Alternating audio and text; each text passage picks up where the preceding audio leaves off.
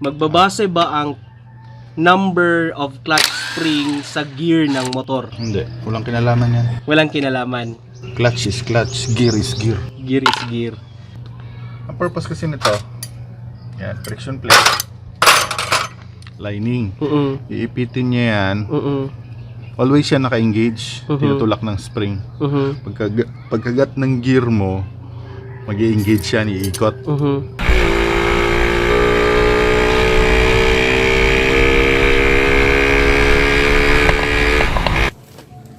Ayan nating spark plug ni Bash. So ngayon, papalitan natin siya ng dual electrode na parehas kay Bart. So Hella din ang brand. Okay? Zombie apocalypse.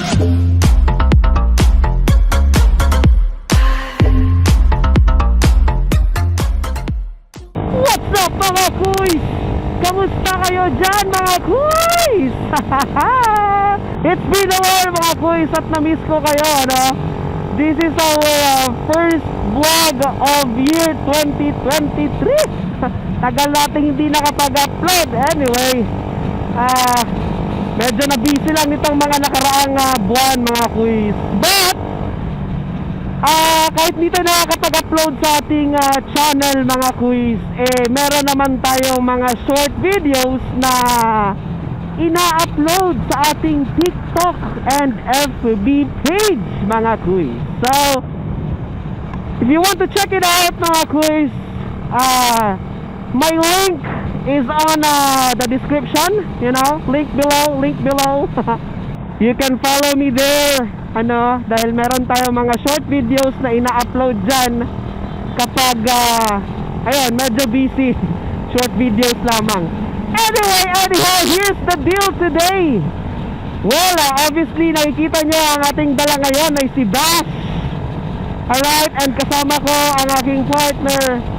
Papunta tayo ngayon kay Sir Quiz dahil meron tayong ipapagawa kay Bash, no? Aside sa usual maintenance, meron tayong papapalitan na parts. And of course, ipapacheck na rin kasi meron tayong mga concerns dito kay Basha. Well, stay tuned na sa video na ito dahil for sure, marami na naman tayong pag-uusapan. Alam nyo na, gaya ng sabi ko, kapag si Sir Quiz ang ating kasama, meron talaga tayong matututunan. Well, sa ngayon mga Quiz, it's good to be back. And just enjoy the ride, baby. Who I like and put me in a box. I redefine any definition you got. I had a plan, got me making steps to the top. Flames up, whip it up, you just gotta hand me the rock. Take a seat, you cannot stand it. All I know the flow harder than a scotch bonnet. Don't try studying me, you cannot manage. Say what you want, bitch, I'm a fucking phenomenon.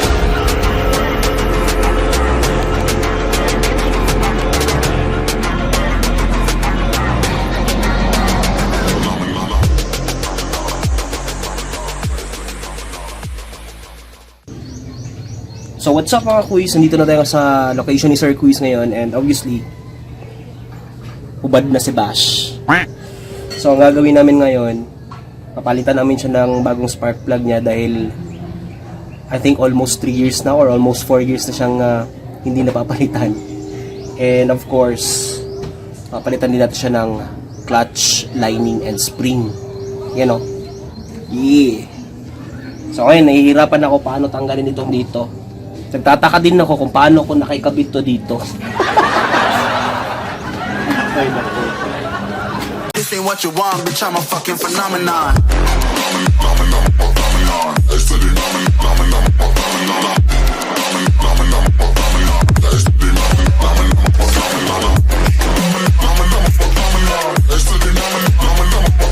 Ayan nating spark plug ni Bash. So ngayon, papalitan natin siya ng dual electrode na parehas kay Bart. So Hella din ang brand. Okay? Okay, so ito ipapalit natin na spark plug kay Bash. O, diba? dual electrode, and then of course ang brand niyan is Hela. Ba tayo magano? Grabe. Masikip masyado, sir?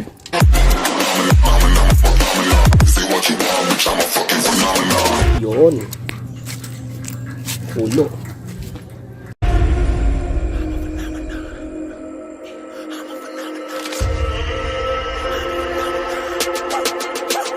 So, ayun mga kuys, kasalukuyan namin tinatanggal itong crankcase cover dahil papalitan natin yan si Bash ng clutch lining at saka spring.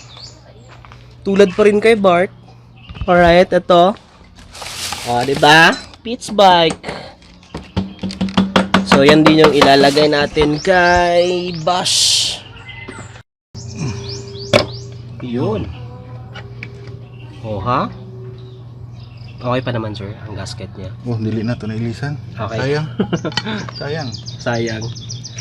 Nailisan, nag-lining. Napalitan na? Paano mo na, sir? May tama na ang mga mga hex. Ay, Ganap. okay. Sir, ba't may gas-gas? Asan? Yun, parang gas-gas ba yan siya? Kung dito mo siya tingnan, sir. Oh. Kaya ganyan, nakuha na. Katunin. Pag-ilis siguro nila. Ay, okay.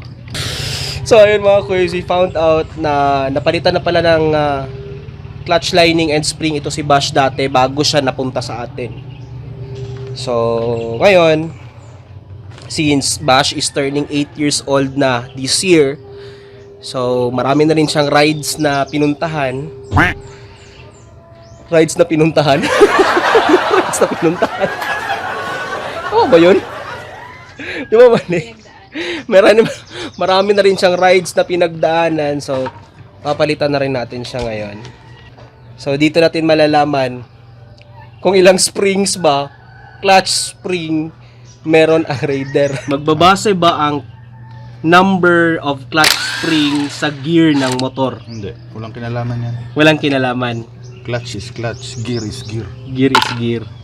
Okay. So, maliwanag mga kuys, na walang kinalaman ang gear ng motor sa number of clutch spring na i-install. Sniper na 155 na BBA is 4 lang ang spring tapos dry clutch pa. Yeah, you better listen. I'm bringing heat. You'll be a fan when I start rapping. Way I'll have your fucking head spinning. I'm known as spit vicious. Release bombs and go tick tick. So mga kuys, hindi nagbabase clear and clear pa sa tubig. Hindi ibig sabihin na 6th gear ang Raider, dapat 6 din ang clutch spring. No. Pinalitan na to ng friction plate. Pinalitan na rin ng friction plate. Oh, Kasi fine. Fine. Ang purpose kasi nito, yan, friction plate. Lining. Iipitin niya yan.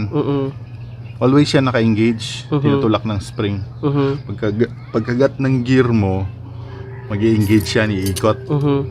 Pag nag-press ka ng clutch, ihiwalay. Kaya kahit umiikot yung mga gear mo, hindi umiikot yung kadena mo, yung gulong mo, kasi naka-disengage.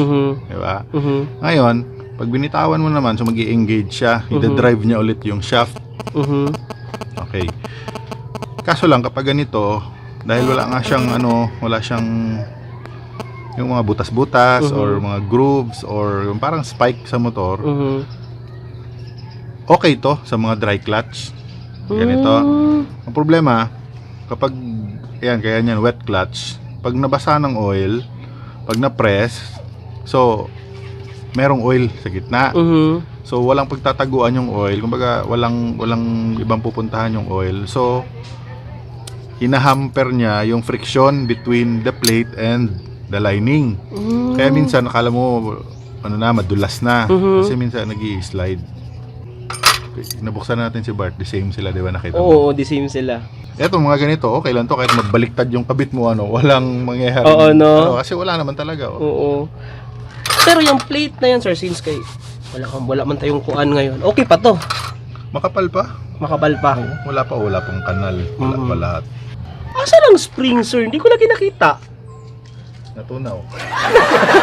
Natanggal mo na. Ayun, Ay, okay. Pala yung spring. Ayun na pala yung spring, Hindi ko nakita tinanggal. 5 lang. Di ba? Ito yung spring. 5.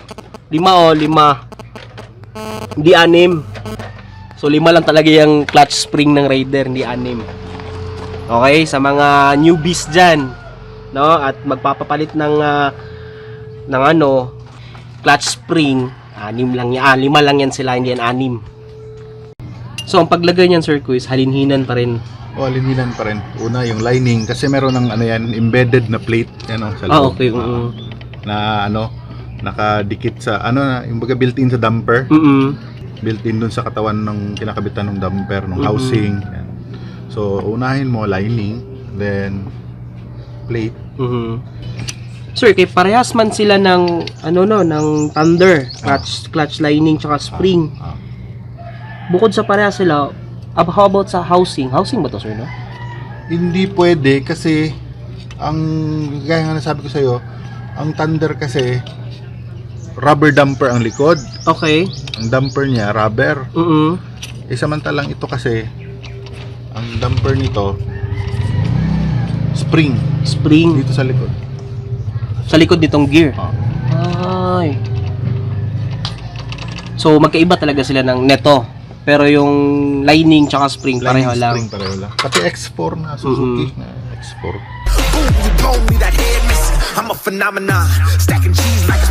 Ang release bearing ng Raider tsaka Thunder, sir, magkaiba or same lang gyapon? Iba. Magkaiba. Iba ang design. Ay, parang bilog yun, no? Walang cover ng likod. Same sila ng sukat, pero ito kasi may housing yung likod.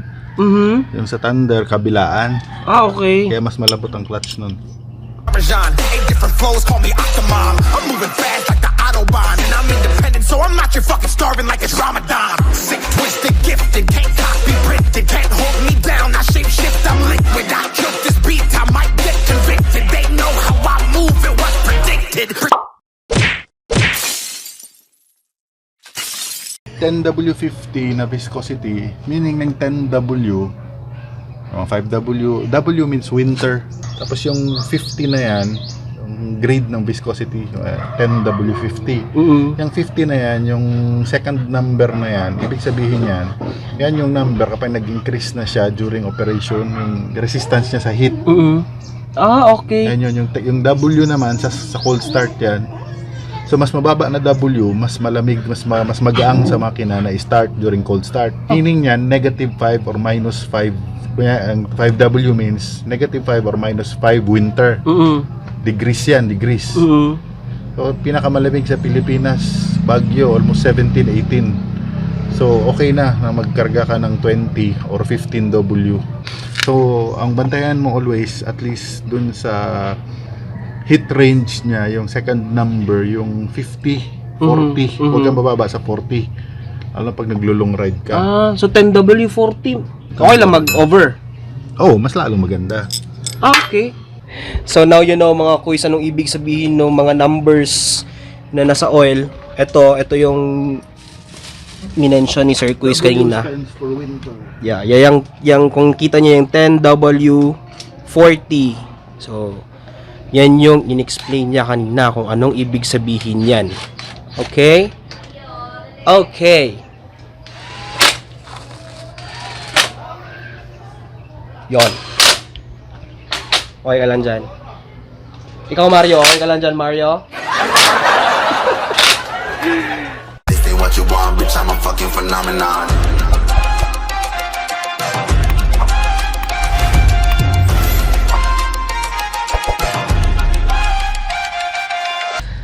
So ayun mga kuys, tapos nang napalitan ang clutch, lining and spring ni Bash. Ngayon naman ay lilinisan ang kanyang karburador.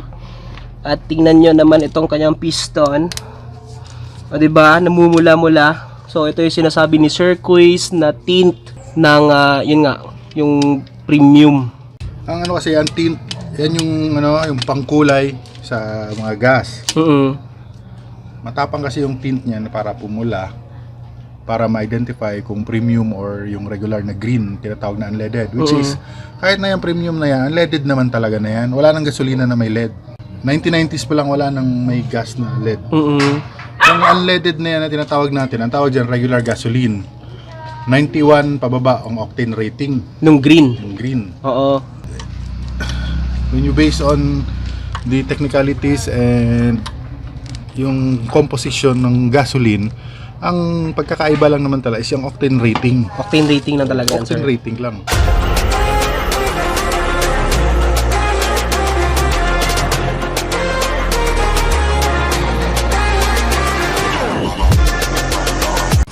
Sir, what about yung stock carb ng Raider? Pwede ba yan sa Thunder? Oo, pero walang mababago kasi same lang sila 26. Ma-relocate lang ang throttle cable sa right side. Si Thunder na sa left side, pero walang pagkakaiba yan. Ay, okay. So, pwede pa rin. So, Pwede isa pa yun sa mga compatible parts ng Raider sa Thunder. Mas short Paano mas short? ang jet. Nasubukan ko na yan dati. Diba, meron ako Raider, meron ako Thunder. Kinabit ko yung sa Thunder, ay yung sa Raider sa Thunder.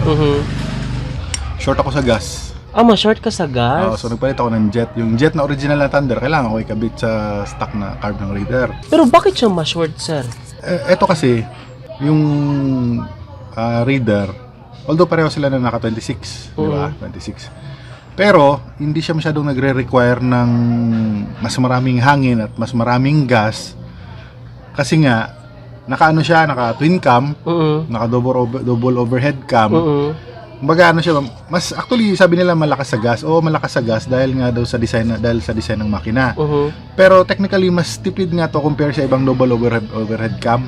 Ang Raider? Ang Raider. Oo. Computed na yung stock carb, yung air and fuel mixture niya, perfect na talaga yan. Oo. Unlike sa Thunder, ito kasi although naka 62. Pero dahil 4 valve siya, ito ang pinakamatinding diyan. Kahit na 4 valve to, dalawa intake na valve, dalawa din ang exhaust, di ba? Pero hindi siya ganun kalaki. Yung intake tsaka exhaust. Unlike sa Thunder, naka 2 valves lang, isa intake, isa exhaust, pero ang lalaki naman ng mga umbrella ng valves nila, pati stem. Okay. Oo. Yan Kaya pala medyo yun sa matakaw sa gas and power. Ang kagandahan lang sa Thunder, wag mo lang i-condemn yung pair system niya. Ito. Kasi, isa yon sa nagpapa-fuel efficient sa kanya. Yung mga unburnt gases, dahil nga single exhaust, tawag dito, valve, nare-return sa carb. So, nasusunog ulit. Kaya siya tipid. Okay. Sobrang tipid niya. Oo. Ito, tataka ko sa inyo, ang ganda na ng specifications nitong makina na to, kinondem nyo pang pair system nito, lalong lumakas sa gas yan. Pero, ang kagandahan, kapag kinondem to, mawawala yung backfire. Lalo na pag nagpalit ka ng tambutso, mawawala yung backfire talaga. Kasi, yung mga excess na mga unburnt gases, andyan lang. Hindi na short, hindi rin nasusunog. Kaya nag-accumulate ng carbon. Isa sa mga disadvantage.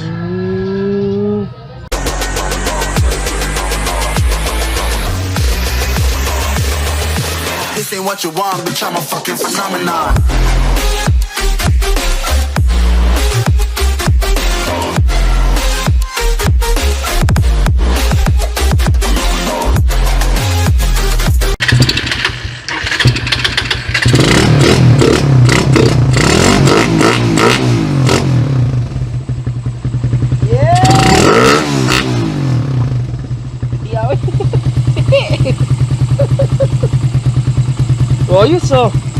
Okay, so since tapos na tayo sa karburador, ang next natin gagawin ipaplastar natin itong isang busina ni Bash.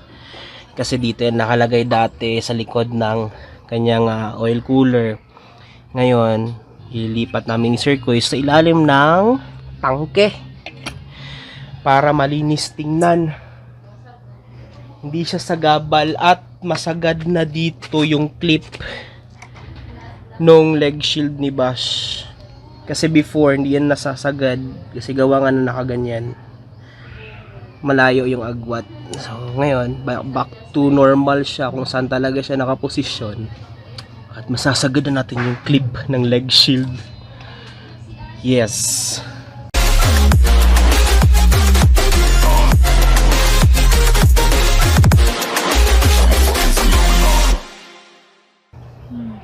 So, ayun mga kuys, tingnan naman si Basho. Ang kintab. Ang ganda ng Magic Gata si Sir Kuy, sarap arborin. Anyways, anyhow, ito yung mga, just a quick wrap up kung ano yung mga ginawa namin kay Bash. Unang-una, pinapalitan natin yung clutch lining and spring. So, ang brand dito is Spitz Bike, gaya kay Bart, no?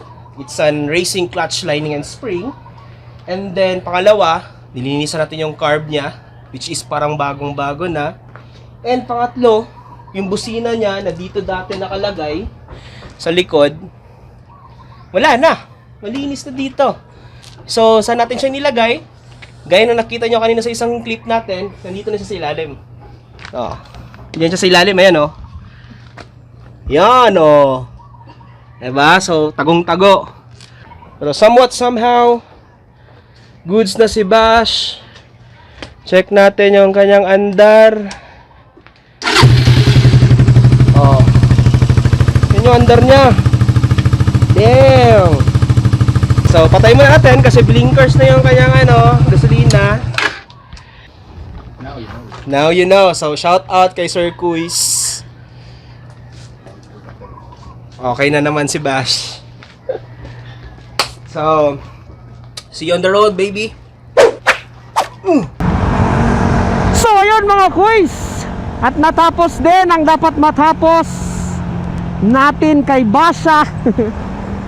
So sana meron kayong natutunan, the usual maintenance of Basha, and of course yung mga compatible parts ng Raider R150 sa Thunder 125, or should I say parts ng Raider R150 na compatible sa Thunder 125. Yun yung ibig kong sabihin mga kuys.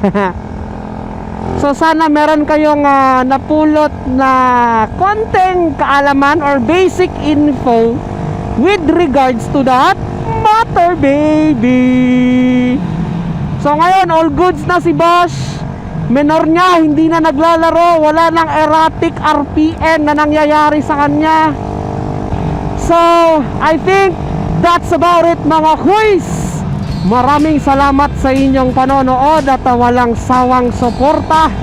Naway hindi kayo magsawang manood sa ating mga videos, And of course, ikaw kuys and sis na nanonood at hindi ka pa nakapag-subscribe sa ating YouTube channel at nakapag-follow sa ating TikTok at FB page. Again, kung nagustuhan mo naman ang ating mga content, simple lang ang gagawin mo, kuys and sis. Just click that subscribe button and of course that notification bell upang maging updated ka sa ating mga upcoming vlogs, baby. Ayan. So, once again mga kuys, kung kahit hindi man tayo laging nakakapag-upload sa YouTube, meron tayong mga short videos na ina-upload sa ating TikTok and FB page. You can check, you can follow me. Link below, nasa description ko ang link ng aking FB page and TikTok. Tok. So, hanggang dito na lang mga kuys and sis. Shout out ulit kay Sir Kuis and sa kanyang partner dahil sa masarap na lunch kanina. And of course, shout out sa aking partner. Na walang sawang sumusuporta sa akin. She's been my backbone since day one of my vlogging hobby.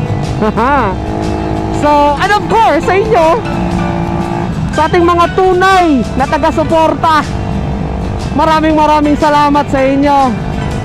And yeah, shout out Kuis Jason ng Aurora, Zamboanga. So hanggang dito na lang mga kuis. Once again, this is your main man, Kuya Nin, saying keep safe, stay safe, and ride safe mga kuis. And of course, ride within your limits. Till next vloggy vlog. Until then, ka-ciao! Woo-hoo-hoo!